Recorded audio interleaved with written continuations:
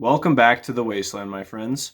In today's video, I'm going to be giving you 5 facts you probably did not know about Power Armor. So, let's get right into it. Fact number 1 is that a Power Armor chassis can actually recycle human waste. It can recycle the number 1 of human waste, and it'll turn it into drinkable water for you to survive off of it for a couple of weeks, actually. It's quite insane. This is a very helpful thing to have, especially in the Mojave area and the deserts of the wasteland.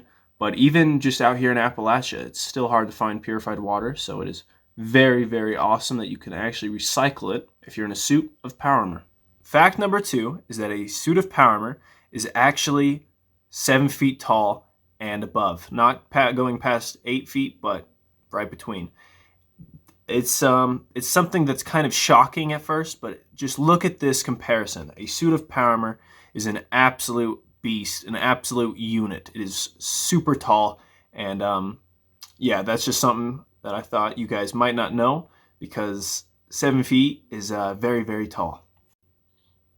Fact number 3 is that the reason there are rings on the pauldrons of the T-45 and the T-60 suits of Power Armor is that these two suits were mass-produced and needed a way to be shipped easily. So they put these rings right here, and they are much more easier to ship in mass quantities, unlike the T-51 and the XL-1, which those two suits were more advanced and not as mass-produced, which is the reason they didn't need the rings as much as these two suits.